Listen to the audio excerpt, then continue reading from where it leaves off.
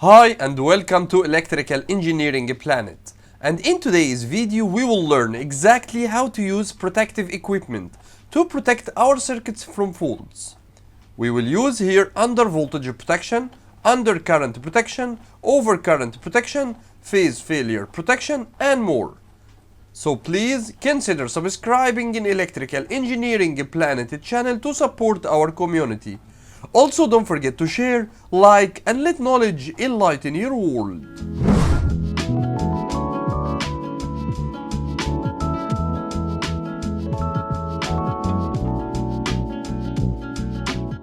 Here inside Automation Studio, we will find Electrotechnical IEC. Here from Control, you will find Protection Relays. Here as you can see, there is some protective equipment like no voltage relay, delayed overcurrent relay, under voltage relay, current relay with maximum and minimum settings, phase failure detection, Buchholz relay. Here this no voltage relay is used to detect if there is any voltage happened in this circuit. It will change or activate a normally open or normally closed contact. Here in this delayed overcurrent relay, this relay actually is used for overcurrent protection. This protection relay is used for under voltage protection under a specific value. Here this current relay is used for over and under protection. This one is used as a phase failure detection. If there is any fault in any phase of the three phase, it will detect a fault. And at last, there is a Buchholz relay, which is used inside an oil transformer and send a signal to our protection relay. So here as you can see, if we double click on, for example, this under voltage relay, from data, you will find here actually an activation voltage and a rated voltage. This is our rated voltage, and this activation voltage is the voltage of under voltage. When we found a voltage under this value, it will detect fault. So for example, if it's 218 volt, if for example the voltage now is 200 volt, it will detect fault. It will detect an under voltage. Let's see, for example, over and under current. From data, you will find here the maximum value of current and the minimum value of current.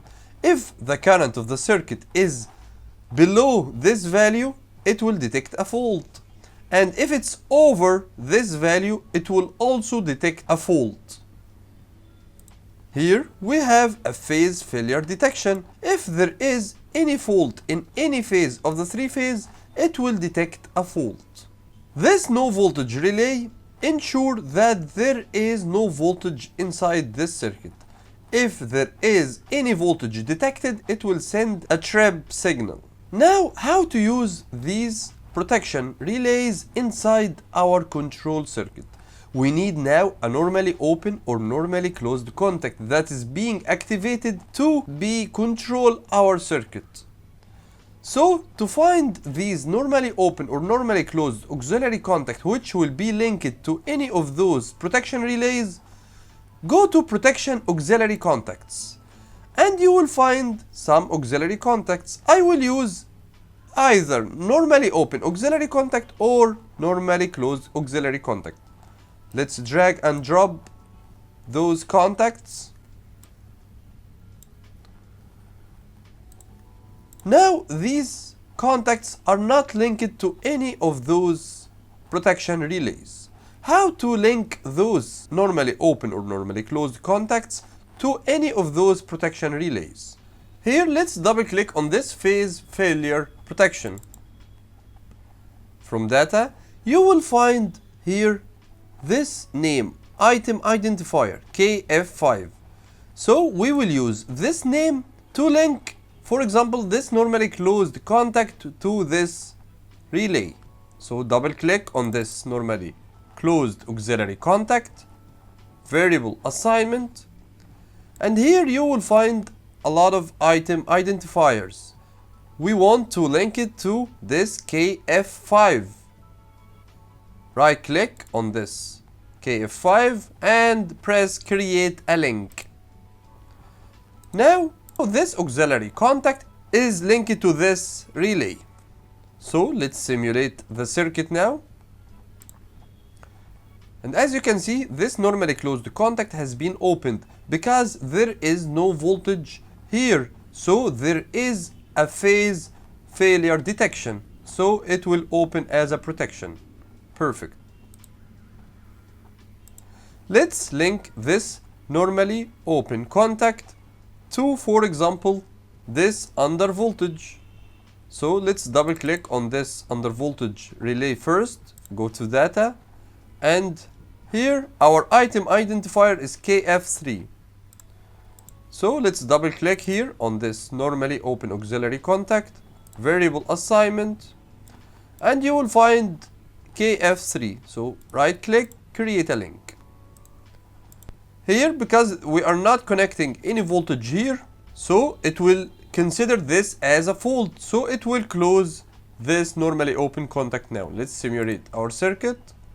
And as you can see, it has been closed because this relay has been activated. Now let's create a circuit and let's connect inside this circuit a phase failure detection. So let's delete all these things. From power, energy source, 3-phase, let's have a 3-phase power. And then from protection, we will find a 3-pole circuit breaker. And then we will find a contactor. So from contactor poles, a 3-pole contactor. And then from protection again, we will find a thermal overload. And then we will connect our motor. Here, our motor, 3-phase induction or asynchronous motor. Let's now connect our power circuit.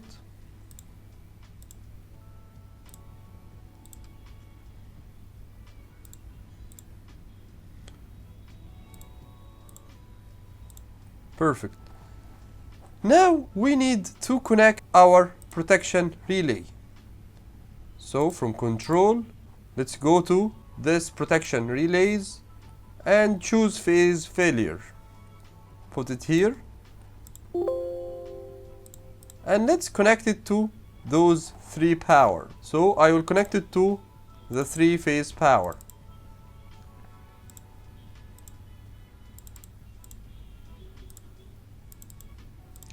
Perfect. Now let's create the control circuit. First, I will bring from power energy source a single phase and a single phase source. Here from control, let's choose switches and choose this normally closed emergency stop. Before that, I will choose from protection a single pole circuit breaker.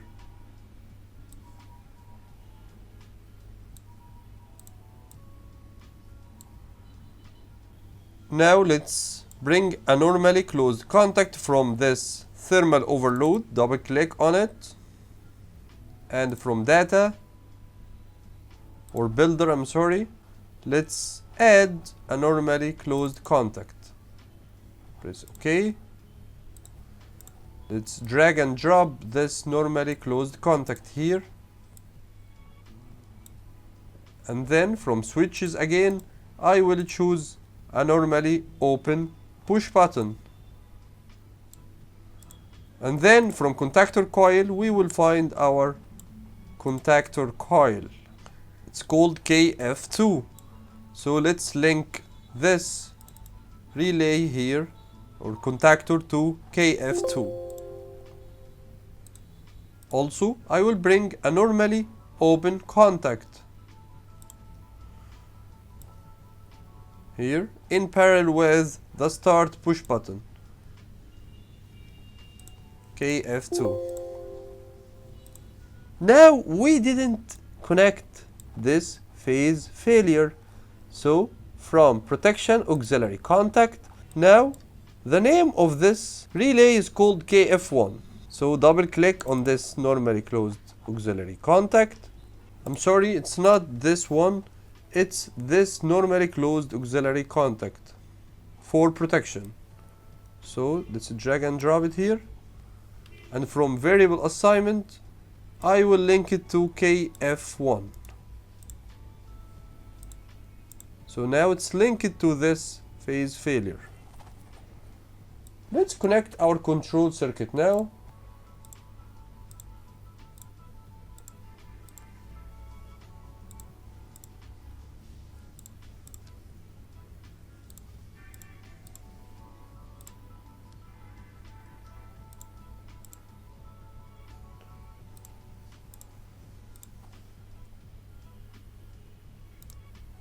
Now our circuit is ready. So here let's simulate our circuit. Here the power is good, there is no outage in this power source, and as you can see the circuit is ready.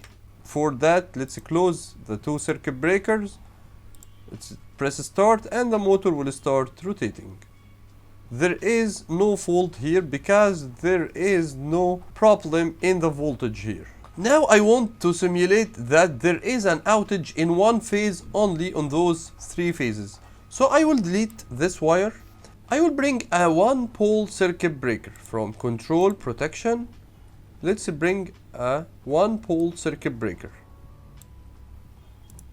Press right click, transformation, rotate it left, and let's connect it to our circuit now.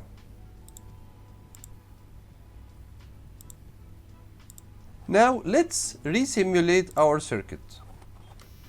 Here, as you can see, let's close all the circuit breakers. Now if we start our circuit, the circuit will be working very well. But let's open this circuit breaker to make a simulation. There is a phase fault in this L1. So let's open it. And as you can see, it has detected a fault and it sends a signal to open this KF1 normally closed contact to open the control signal, which will make this contactor to be opened. So this is a very good protection. Now if the phase has returned back to its original state, let's close this circuit. Now this KF1 has been returned back to be normally closed, and our circuit is ready to be working again. So that was it for today's video, and in the next video we will continue working in creating an advanced control circuits. So consider subscribing in Electrical Engineering Planet channel to support our community. Also don't forget to share, like, and let knowledge enlighten your world. Thanks for watching.